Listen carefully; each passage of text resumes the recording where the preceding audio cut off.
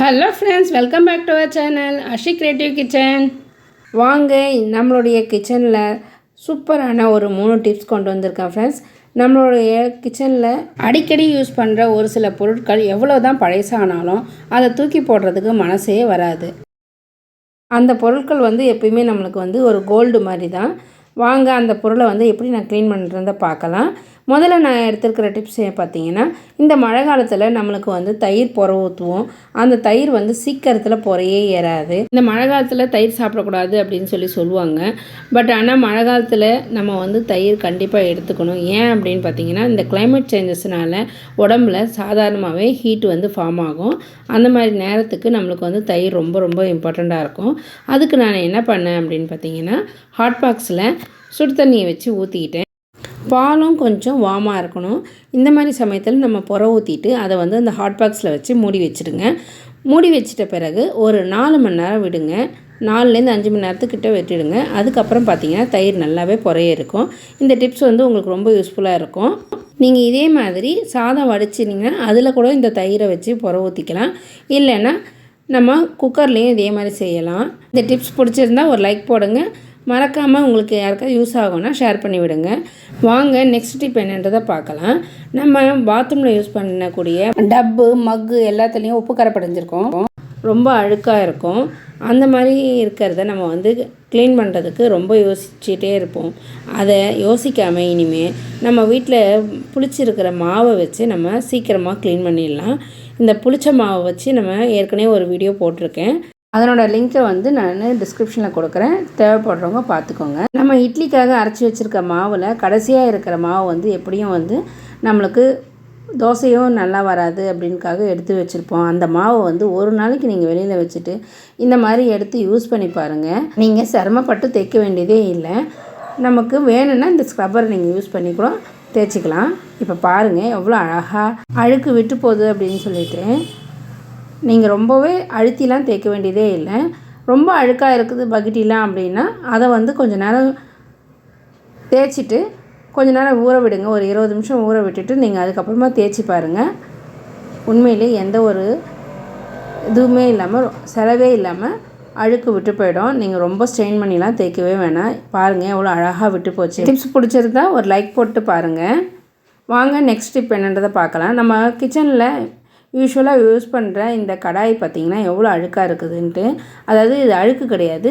இதில் தாளிக்கும் போது, வடை சுடும்போது சைடில் வழிகிற எண்ணெய் தான். இந்த மாதிரி வடை சுட்டு எடுக்கும்போது அதுலேருந்து வழிகிற எண்ணெய் சைட்லலாம் வழிஞ்சு இந்த மாதிரி ஆயிடுச்சு. இதை எப்படி க்ளீன் பண்ணுறான்றதை பார்க்கலாம் வாங்க. இதுக்கு நான் முதல்ல எடுத்துக்கிறது பார்த்திங்கன்னா ஆரஞ்சு ஜூஸு. இந்த ஆரஞ்சு ஜூஸ் கூட 2 டீஸ்பூன் அளவுக்கு பேக்கிங் சோடா ஆட் பண்ணிக்கிட்டேன். இது கூடவே கொஞ்சமாக வினிகரும் ஆட் பண்ணிக்கிட்டேன். ஒரு மூடி அளவு வினிகர் ஆட் பண்ணி நல்லா எல்லாத்தையும் கலந்து விட்டுக்கிட்டேன். நீங்கள் க்ளவுஸ் போட்டுன்னு செய்யறதா தான் செய்யுங்க. நான் இப்போ அந்த கிண்ணத்து மேலேயே வச்சா அந்த அடியில் இருக்கிற பிசுக்கெல்லாம் கொஞ்சம் அந்த லிக்விட் போடும் சொல்லி பார்த்தேன். ஆனால் கிண்ணத்துக்குள்ளே அந்த கடாய் போகலை. அதனால் ஒரு பெரிய அகலமான தட்டில் அந்த லிக்விடை ஊற்றிட்டு கூடவே இதை மேலே வச்சு கொஞ்சம் நேரம் ஒரு 5 நிமிஷம் அதிலே ஊறட்டும்னு சொல்லி வச்சுட்டு திருப்பி நான் எடுத்து இப்போ அதை நான் வச்சுருக்கிற இந்த இரும்பு ஸ்க்ரப்பராலேயே தேய்க்க போகிறேன். அதில் கொஞ்சோண்டு பீதாம்பரி போட்டுக்கிட்டேன். ஃபஸ்ட்டு பீதாம்பரி போட்டு தேய்ச்சா கை தான் வலிச்சுது, ஆனால் போகலை. சரி, ஓகே, நம்ம திரும்பவும் சபினாவும் கூடவே லிக்விட் எதனா ஆட் பண்ணிப்போம் அப்படின்னு சொல்லிட்டு ஆட் பண்ணி தேய்ச்சேன். இந்த கடாய் பார்த்திங்கன்னா நான் ப்ரொவிஷனல் வாங்கும்போது எனக்கு கிஃப்டாக வந்தது தான், ஃப்ரீயாக வந்தது தான். இருந்தாலும் பார்த்திங்கன்னா அந்த கடாயோட வாட்டம் பார்த்திங்கன்னா ரொம்ப நல்லாயிருக்கும். ஏன்னா இதில் வத்தல் வறுக்கிறதுக்கும் குழியாக இருக்கிறதுனால வத்தல் வறுக்கிறதுக்கும் வடை சுடுறதுக்கு இந்த மாதிரி காயெல்லாம் கொஞ்சமாக செய்கிறதுக்கு ரொம்ப வசதியாகவே இருக்கும் இந்த கடாய். அதனால தான் இந்த கடாயை விடுறதுக்கு எனக்கு மனசே வரல. இப்போ பீதாம்பரி முடிஞ்ச பிறகு இப்போ கொஞ்சமாக பேஸ்ட்டு வச்சு தேய்ச்சி பார்க்குறேன். உண்மையிலே பேஸ்ட்டு வச்சு தேய்க்கிறதோட ரிசல்ட் கொஞ்சம் நல்லாவே இருந்துச்சு. இந்த கடாய் பார்த்திங்கன்னா இண்டோலியம் மாதிரியே நல்லா ஸ்ட்ராங்காக இருக்கும். அதனால தான் இதை விடுறதுக்கு மனசு வரல. இப்போ இதனோட பின் சைடில் கொஞ்சமாக பேக்கிங் சோடாவை திரும்ப ஆட் பண்ணி அது மேலே கொஞ்சமாக வினிகர் விட்டு கொஞ்சம் நேரம் ஊற விடுறேன். ஒரு மூடி அளவு வினிகர் மட்டும் விட்டுக்கிறேன். ஒரு 5 நிமிஷம் இது ஊறின பிறகு திரும்பவும் தேய்ச்சி பார்க்கலாம் நம்ம. எப்படி தேய்ச்சி பளபளன்னு ஆகுதுன்றதை பாருங்கள். இது சாதாரண எண்ணெய்க்கரை தான் அப்படின்னு சொல்லி பார்த்தா இது வந்து நான் அசைஞ்சு கொடுக்க மாட்டேன் அப்படின்ற மாதிரி இருந்துச்சு. அது எப்படி அது நீ அசைஞ்சு கொடுக்க மாட்டேன், நானும் பார்க்குறேன் அப்படின்னு சொல்லிட்டு சர்க்கு பர்க்குன்ட்டு தேய்ச்சேன். தேய்ச்சா கொஞ்சம் கொஞ்சமாக போக ஆரம்பிச்சிது. நான் முதல்ல செஞ்சு எடுத்தேன் அந்த ஆரஞ்சு ஜூஸு, பேக்கிங் சோடா இதெல்லாம் கலந்த அந்த லிக்விடையும் தொட்டு நல்லா தேய்க்க ஆரம்பித்தேன். அப்போ தான் வந்து அதனுடைய இது வந்து கொஞ்சம் கொஞ்சமாக போக ஆரம்பித்தேன். ஆஹா, போக ஆரம்பிச்சிட்டியா, வா உன்னை இனிமேல் விட்றதா இல்லை அப்படின்னு சொல்லிட்டு நல்லா தேய்ச்சி எடுத்தேன். உண்மையிலேயே நம்ம போடுற முயற்சிக்கு பலன் கண்டிப்பாக உண்டு அப்படின்ற மாதிரி ரொம்ப நல்லாவே இருந்துச்சு. இவ்வளோ தேய்ச்சும் கொஞ்சமாக போச்சு அப்படின்னு சொல்லிட்டு சரி என்ன பண்ணலாம் அப்படின்னு சொல்லிட்டு ஒரு கத்தி எடுத்து அதையும் செஞ்சு பார்த்துடலாம் அப்படின்ட்டு ஒரு கத்தி எடுத்து நல்லா அந்த கரையாட்டம் இருந்தது எல்லாத்தையும் சுரண்டி எடுத்தேன். ஓரளவுக்கு நல்லாவே வந்துச்சு. இதில் ஆரஞ்சு ஜூஸ் போட்டாச்சு, பேக்கிங் சோடா போட்டாச்சு, விம்மு போட்டாச்சு, பேஸ்ட்டு போட்டாச்சு, எல்லாமே போட்டு ஒரு வழியாக தேய்ச்சி எடுத்து கடைசியாக புளிச்சமாகவும் போட்டு எடுத்தேன். ஆனால் அது விட்டது பாருங்கள், எது மூலியமான்றதை நீங்களே கடைசியாக பாருங்களேன். இப்படி எல்லாத்தையும் ஒரு வழியாக போட்டு நல்லா தேய்ச்சி கத்தியை போட்டும் சுரண்டி எடுத்துட்டேன். கத்தியில் வந்து ஓரளவுக்கு நல்லாவே வந்துச்சு. நீங்கள் நினைக்கலாம், இதுக்கு நீங்கள் புது பாத்திரமே வாங்கிடலாமே, எதுக்கு இந்த மாதிரி ஒரு கஷ்டப்படுறீங்க அப்படின்னு சொல்லிட்டு நீங்கள் நினைக்கலாம்.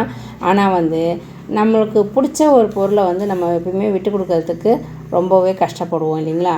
அது மாதிரி தான் வச்சுங்க. இப்போ நான் பேஸ்ட் எடுத்து ஒரு ப்ரெஷ்ஷில் வச்சு அதையும் தேய்ச்சி பார்க்குறேன். இந்த கோல்கேட் பேஸ்ட்டு வந்து நல்லாவே எஃபெக்டிவாக இருக்குது. ட்ரை பண்ணி பாருங்கள், எது கொண்டாலும் நல்லாவே இருந்துச்சு இது. ஆனால் ப்ரெஷ்ஷில் தான் தேய்க்க முடியல, ஸ்க்ரப்பரில் தான் நான் அதுக்கப்புறமா தேய்ச்சேன். ஏன்னா நான் வந்து செய்கிறது வந்து நம்ம உண்மையை சொல்லிடணும், பொய் சொல்லி ஒன்றும் நமக்கு வந்து ஆக போகிறது இல்லைங்களா?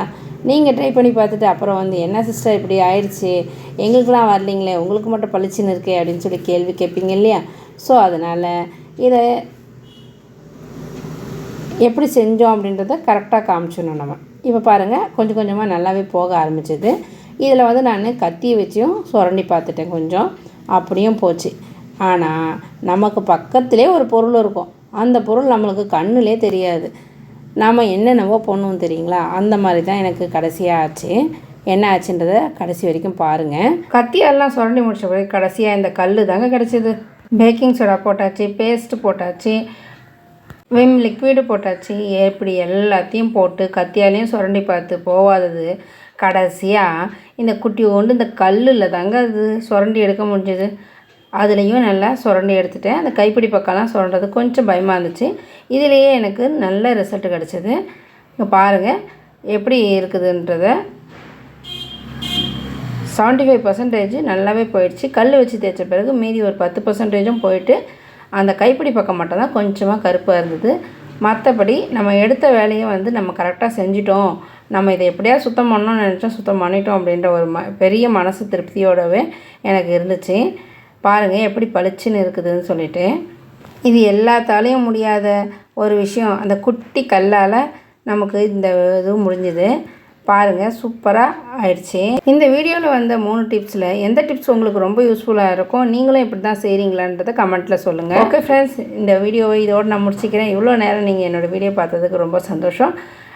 மறக்காமல் இந்த டிப்ஸ் எல்லாமே உங்களுக்கு பிடிச்சிருந்தால் லைக் போட்டுட்டு உங்கள் ஃபேமிலி மெம்பர்ஸ் யாருக்காவது யூஸ் ஆகும்னா ஷேர் பண்ணி விட்டுட்டு மறக்காமல் சேனலை சப்ஸ்கிரைப் பண்ணிக்கோங்க ஃப்ரெண்ட்ஸ். அப்போ தான் நாங்கள் போடுற எல்லா வீடியோஸும் உங்களுக்கு நோட்டிஃபிகேஷனில் வரும் ஃப்ரெண்ட்ஸ். பாய்.